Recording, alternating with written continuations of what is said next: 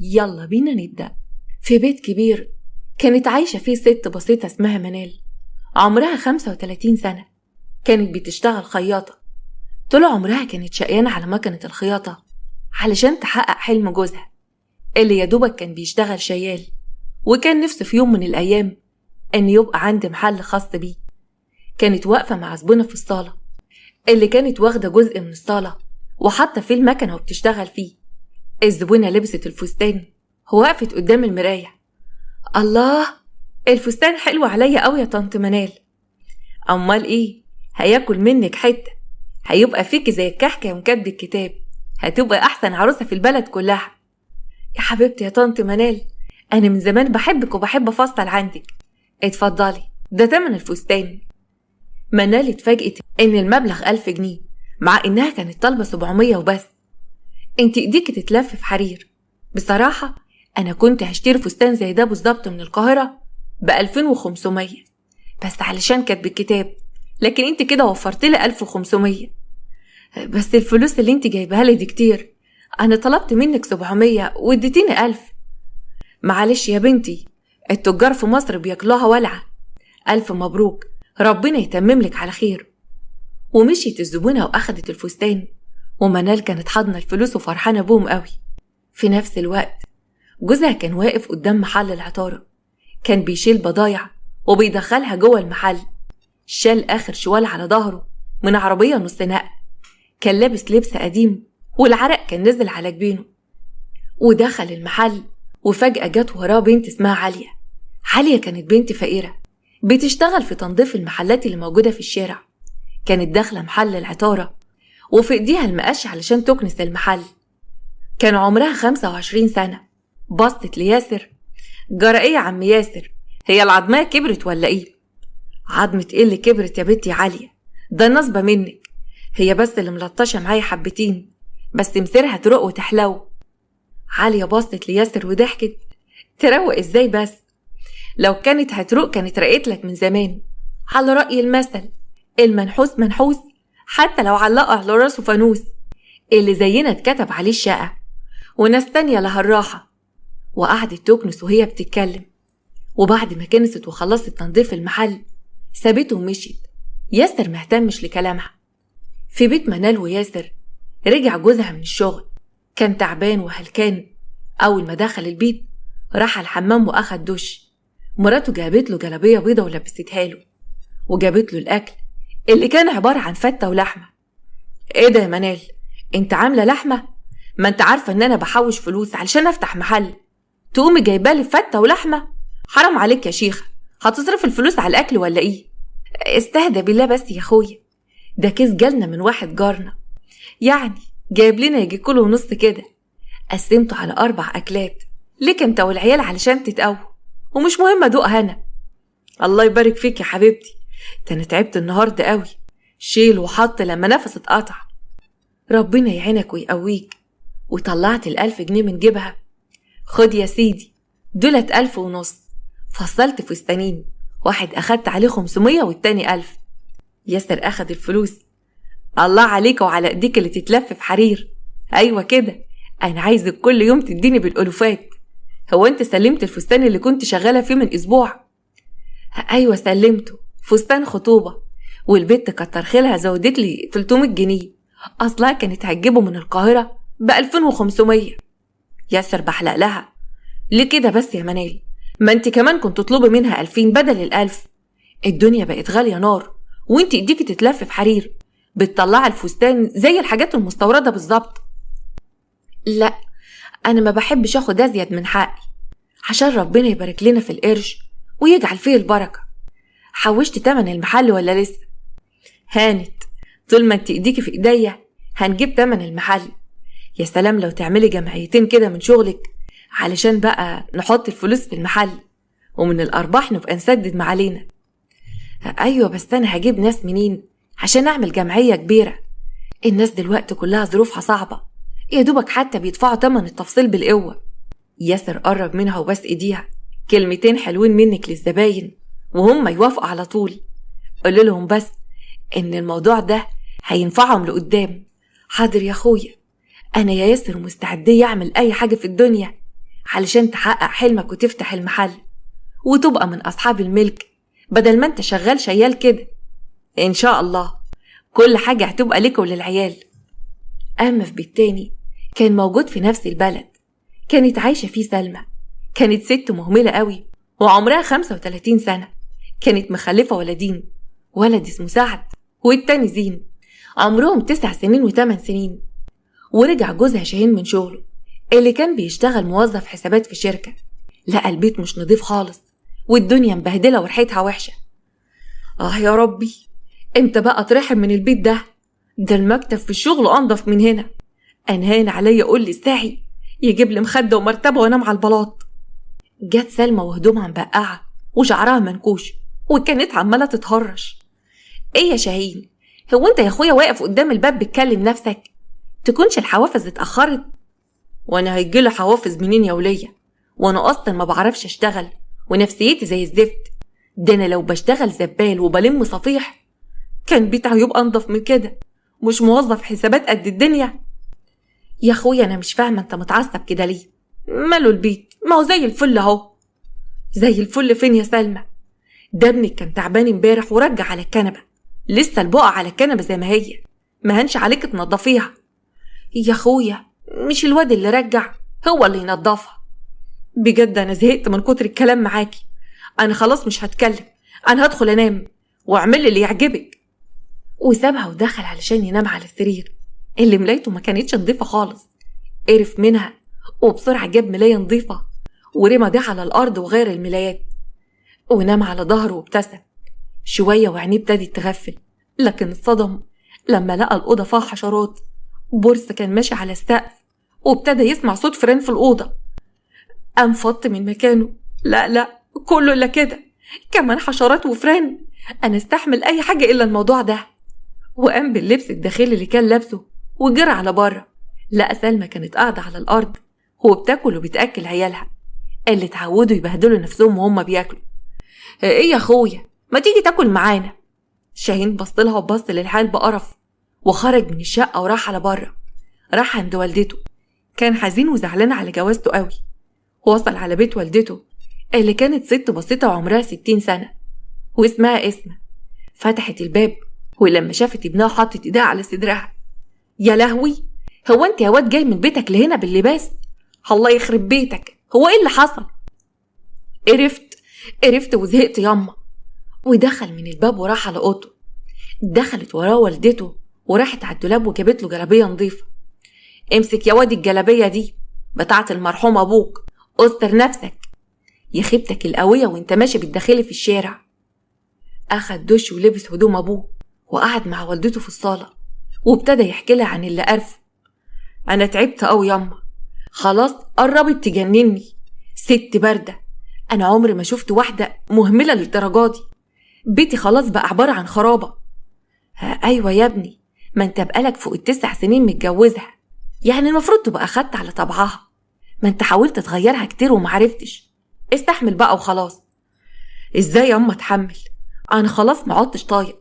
ده انا اللي بغسل هدوم وبكويها علشان اروح بيها الشغل، وبرضه شكلي عرة في وسط زمايلي، وبغير كمان ملايات السرير علشان اعرف انام، واخرتها اجي انام مستريح زي اي واحد من البشر اسمع صوت فران في الاوضه.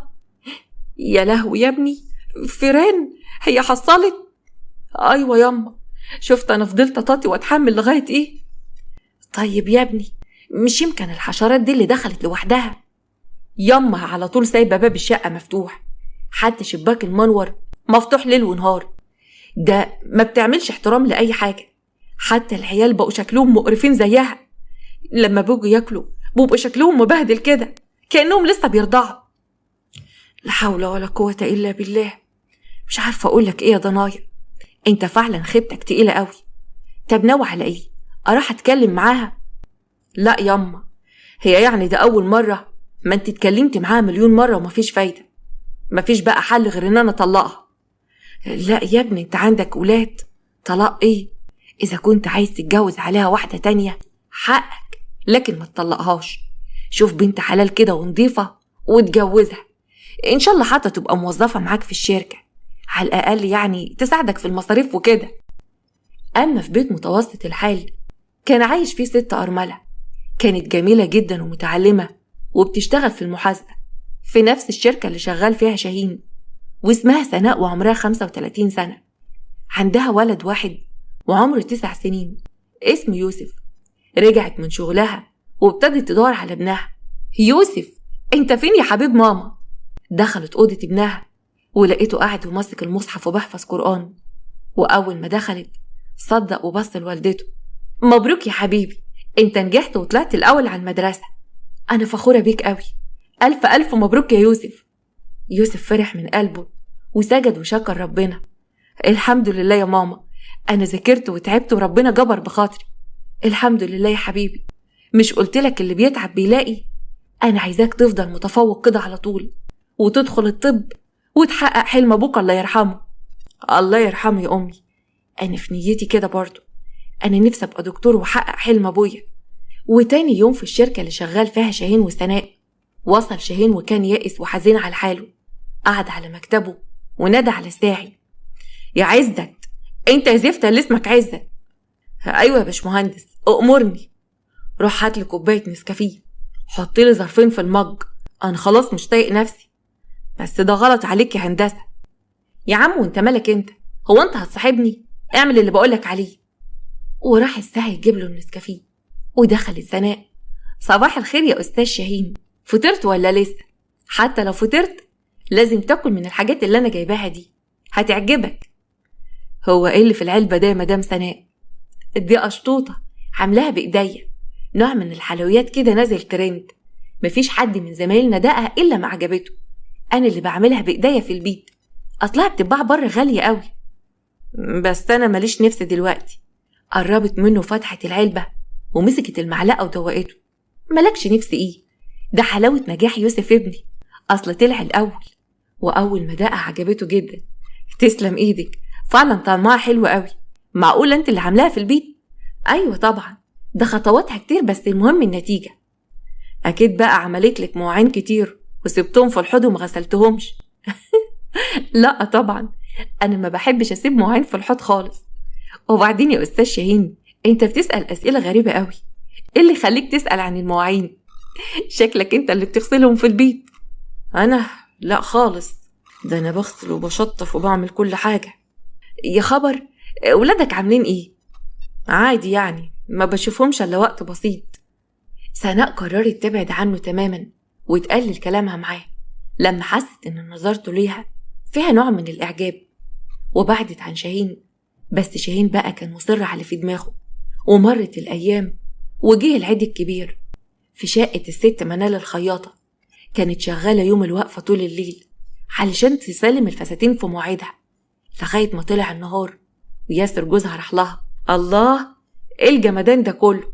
والله انت فنانة يا منال، معقول عملت كل ده؟ اسكت يا ياسر، ده انا جسم مكسر خالص. ياسر بسها من راسها. ربنا يخليكي ليا. قوليلي بقى، اشتريتي لبس العيد للعيال السنة دي؟ منال بصت لجوزها. بصراحة كده جابت هدوم للعيال. طب بقولك حاجة، ما تجيب الهدوم دي والعيال يلبسوا هدوم السنة اللي فاتت، طلعوهم بس تهوهم وكويهم وقولوا لهم ان هم جداد. وبعدين مش مهم الطقمين دول، ما احنا مش دافعين حقهم. طب وعلى ايه يا اخويا؟ ما لبس العيال الهدوم الجديدة، ما احنا مش دافعين حقهم. يا ست، الطقمين دولت هيدخلوا لهم في 2000-2500 النهاردة الوقفة، يعني الحاجات دي هتبقى غالية نار. انا بقول لو نزلت بعتهم دلوقتي هجيب مبلغ كويس. طيب ماشي، هديك الهدوم تبيعها والعيال ارادوهم بأي حاجة، هم لسه صغيرين. ولو امي سألتني اقول لها سبتهم للسنة الجاية. صح، ايوه قولي لامك كده. ودخلت منال جوه الأوضة وجابت له الهدوم بتاعت عيالها علشان يبيعهم، واديت له كمان مبلغ. خد دول كمان، ده حق عباية امي كانت مديها لي عشان اشتري عباية عايد فيها. ربنا ما يحرمني ابدا منك وهيحرمني منك يا حبيبي. ها، لسه وراك شغل؟ لسه، ده انا احتمال معرفش عايد معاكم بسبب الشغل اللي عندي. مش مهم، المهم ان انت تخلصي الشغل ده وتقبضي الفلوس عشان نجمع بقى تمن المحل. واخد منها هدوم عياله وراح باعه، مهنش عليه حتى يشتري لهم كله لحمة عشان العيد. كل ده ومنال كانت بتسمع كلام جوزها وبتشتغل زي الحمار في الساقية وتجمع فلوس وخلاص عشان تديله. تاني يوم العيد منال خافت تروح لأمها تسألها عن الهدوم اللي جابتها لعيالها، فأمها راحت زارتها في البيت. أمها كانت ست كبيرة وعمرها 60 سنة واسمها إحسان، وفي نفس الوقت كانت تبقى خالة سناء اللي بتشتغل مع شاهين. أهلا وسهلا ياما، اتفضلي، كل سنة وانت طيبة. لا أهلا ولا سهلا، ما جاتيش امبارح ليه يا بنت تعيدة عليا مع عيالك زي كل سنة؟ بتقطعي العادة ليه؟ معلش ياما، كنت مضغوطة في الشغل، كان عندي فساتين كتير أول العيد. ضغط؟ وفين فلوسك وشقاكي؟ مش باين عليك حاجة يعني، ولا شايفاكي لابسة حاجة جديدة. واحدة غيرك كانت فتحت مشغل من ورا شقها وتعبها ده، لكن انت زي ما انت محلك سر. معلش ياما، ربنا كريم وان شاء الله يعوضنا انا وجوزي. اصل انا جوزي بيتعب وبيشقى قوي، بس انت يا بنتي بتشتغل اكتر منه وبتجيب فلوس قد اللي بيجيبها يجي 10 مرات. جوزك ده بكره ياخد منك تعبك ويكبر على كتافك، وانت ما هتاخديش منه حاجه. كل الستات بتاخد من جوازتها ايه يعني غير الندالة؟ يا بنت ما تبقيش عبيطة، ما تخليش جوزك يضحك عليكي. يو بقى ياما، سيبك من الكلام الفارغ ده، انا خلصت هدوم الناس اللي عندي وبعدين هقعد معاكي بقى دلوقتي. وفجأة جه احمد ومنى ولاد منال. احمد ابنها كان 8 سنين والبنت 6 سنين. كل سنة وانت طيبة يا تيتا. وانت طيب يا حبيبي. بقولك ايه يا تيتا، متخلي ماما تلبسني الفستان اللي انت جبتهولي. احسان بصت لبنتها. ايه ده يا بنت، هو انت ملبستيش عيالك هدوم العيد اللي انا جايبها لهم؟ فين الفستان بتاع بنتك؟ ما الفستان ياما انا عيناه، اصل لقيته كبير عليها فقلت اخليه السنه الجايه. طب ايه رايك ان انا مش مصدقاكي؟ اكيد جوزك اقنعك ان انت تبيعي الهدوم دي، ولو كلامي غلط هات الهدوم بتاعت عيالك الجديده وريهم لي. تلاقيكي كمان اديتله الفلوس بتاعت العبايه، صح؟ يو بقى ياما، هو انت هتذليني يعني علشان بتساعديني شويه وجبتلي لبس العيد للعيال وتمن عبايتي؟ لو سمحتي ياما ما تبقيش تجيبي العيال حاجه تاني طالما بترجعي تعايريني. يا بنت انا عايزاكي تعيشي حياتك وتحافظي على قرشك، انت مهمله في حق نفسك قوي، والراجل مش عايز كده. مهما ضحيتي واشتغلتي واديتيله عمره ما هيشكرك ابدا. بكره هتندمي يا منال. ياما ما تخافيش، ياسر اصيل وشهم، كل اللي بيعمله ده علشان يجيب محل ونكبر ونبقى من اصحاب الاملاك، وما يسيبش يعني لما اشتغل وساعده.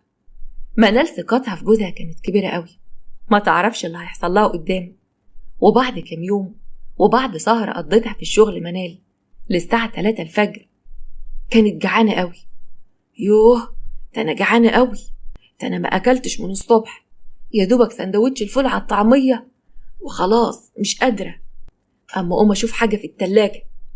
وفتحت التلاجة وابتدت تدور فيها، ما لقيتش إلا المش. ييه ده المش كمان قرب يخلص. أعمل إيه بقى؟ أجيب حتة جبنة من عند أمي بكرة. وبصت للعيش ما لقيتش العيش ناشف، وكمان العيش الناشف اللي كنت باكله بالدقة قرب يخلص. أنا إزاي سهيت عن نفسي كده؟ أما أروح أجيب طرحة واربط بها بطني، أصل ما ينفعش أكل حتة الجبنة والمش اللي هنا وأسيب بكرة جوزي من غير ما أفطره. لازم أفطره هو والعيال بالأكل ده، ما ينفعش برضه أكل البيضتين والبسطرمة. ياسر لازم يفطر بيهم. أيوة لازم أفطره وأغذيه. معلش أنا أتحمل الجوع لكن هو ما يتحملش.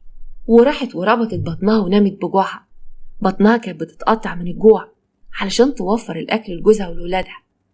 وجابت مخدة وحطتها على بطنها علشان تنسى الجوع. ومرت الأيام ومنال كانت بتظلم نفسها وتحرمها من أبسط حقوقها.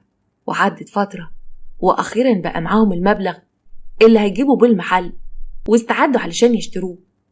أما في الشركة عند سناء بعدت عن شاهين وكمان ما كانتش بتكلمه خالص، وقدمت طلب نقل لفرع تاني من فروع الشركة بس اترفض. واللي عملته ده ضايق شاهين قوي، وفي يوم استناها قدام باب الشركة، ولما خرجت في الشارع قعد ينادى عليها: مدام سناء، يا مدام سناء لو سمحتي، انت ليه بتهربي مني كأني جربة؟ ده انتي اخت غالية عندي، ودلوقتي بقيتي أغلى، وربنا وحده يعلم إن غرضي شريف من ناحيتك وعايزك في الحلال.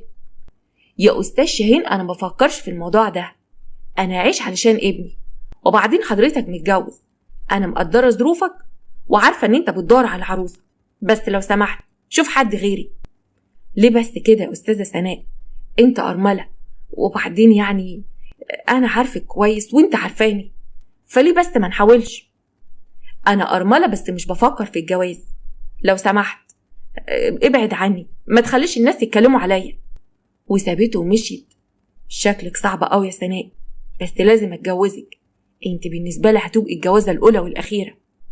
وابتدى شاهين يسأل عن قرايبها لغاية ما عرف إن لها خالة وبتزورها كل أسبوع، فقرر إنه يروح لخالتها ويطلب إيديها منها للجواز. خالتها دي تبقى مين؟ الست إحسان والدة منال. خبط على باب بيتها وفتحت له إحسان. انت مين يا ابني؟ أنا اسمي شاهين، زميل سناء بنت أختك في الشغل. أنا كنت جاي أطلب منك إيدها للجواز، وعاشم كبير إن انت توافقي، وأرجوك تقنعيها.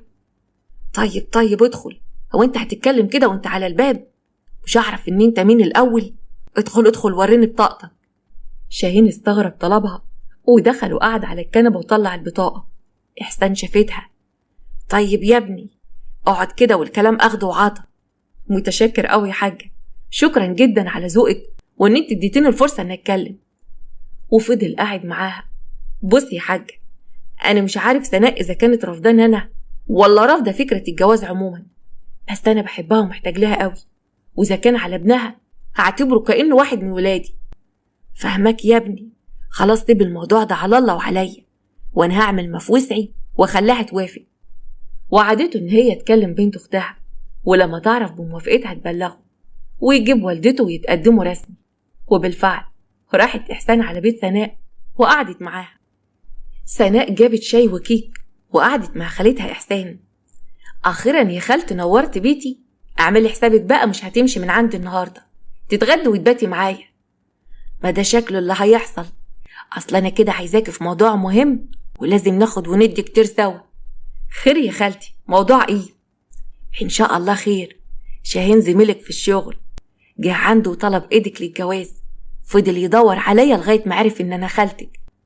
لو سمحت يا خالتي الموضوع ده بالذات ما تفتحنيش فيه، ولا شاهين ولا غيره، أنا مش هتجوز بعد رؤوف الله يرحمه. لا حول ولا قوة إلا بالله. وليه بس يا بنت تظلمي نفسك؟ ما هو كمان ظروفه وحشة ومتجوز واحدة مش مريحاه، هيخليها على ذمته عشان خاطر العيال، وانت اللي هتتجوزيه وتعيشي معاه وتخلفي تاني. ولو مش عايزة يبقى براحتك، المهم يعني تبقي في قفا راجل. وافقي يا بنت وتهني بشبابك، بكرة ابنك هيكبر ويتجوز ويبقى ملهي في حياته، انت كمان اعملي حياة من دلوقتي. وقعدت معاها إحسان يومين في بيتها علشان تقنعها بموضوع الجواز، وبعد كده مشيت. وفي يوم يوسف خرج من اوضته. انا عرفت تيتا إحسان كانت هنا ليه وكانت بتتكلم معاك في ايه يا ماما. انا مش هرفض ان انت تتجوزي، ده شرع ربنا. طيب وانت يا يوسف؟ انا مش عايزه ادخل عليك راجل غريب. انا مش صغير يا ماما، انا كبرت وبقرأ كتير، انا صح سن صغير بس عقل كبير قوي وواثق فيكي، وان شاء الله انت مش هتختاري حد وحش.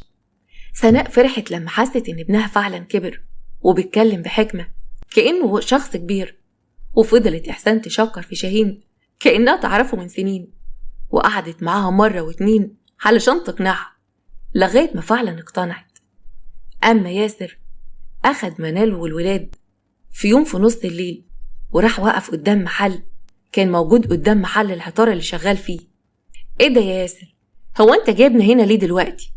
انا جايبك هنا يا منال عشان عاملك مفاجأة، ومش اي مفاجأة. وطلع مفتاح من جيبه وفتح المحل. منال عينيها لمعت من الفرحة، خصوصا لما شافت الدكان وفيه بضاعة كتير قوي. الله، المحل ده بتاعنا يا ياسر، احلف ان المحل والبضاعة دول بتوعنا. خلاص الحلم اتحقق وبقينا من اصحاب الاملاك. ايوه يا منال، المحل ده بتاعنا، انا خلاص بقيت من اصحاب المحلات، مش هشتغل شيال تاني. وان شاء الله المحل الصغير ده انا وانتي هنحوش تاني ونكبره، وممكن نجيب محل و2 و3 وابقى من اكبر التجار في السوق ونبقى من الناس الأغنياء زي ما طول عمري بحلم. أيوة يا ياسر، خليك طموح كده، وأنا هفضل دايما جنبك ووراك، عمري ما هبخل عليك بطاقتي أبدا. طول ما ربنا مديني نفس هشتغل وهتعب علشان انت تكبر شغلك. صدقني يا منال، أنا بعمل كل ده علشانك وعلشان ولادنا. عيالنا لما يكبروا لازم يبقوا من الناس الأغنياء ويبقوا فخورين بينا. مصدقاك يا أخويا، مصدقاك وواثقة فيك، ربنا يقويك ويعينك. في نفس الوقت عالية البنت الشقيانة اللي كانت بتشتغل في تنظيف المحلات كانت واقفة في محل عطارة بتنضفه. شافت ياسر ومعاه مراته وعياله وراحت عند شباك المحل وقعدت تتصنت لغاية ما سمعت وعرفت إن ياسر بقى من أصحاب الأملاك واشترى محل وبقى من التجار كمان. قعدت تكلم نفسها، معقولة الدكان ده يبقى بتاع ياسر أبو جلابية مقطعة، وأنا طول عمري بقول عليه فاشل وعمره ما هيبقى حاجة. الظاهر إن كل الناس بتتقدم إلا أنا لازم أتغير وأطلع من الفقر ده. وبعد فترة ابتدى شغل ياسر يمشي في العطارة، وكان بيراعي ربنا في الميزان وبيدي للناس فوق حقها، وكمان كان بيجيب بضاعة كويسة علشان يعمل سمعة في السوق. وطبعا مراته منال ليل ونهار برضو كانت قاعدة على مكنة الخياطة علشان تدوله فلوس ويشتري بضاعة كويسة ويكسب أكتر. وفي يوم راحت عالية لياسر آخر النهار، مبروك يا ياسر على المحل، فرحت لك قوي، انت طيب وتستاهل كل خير.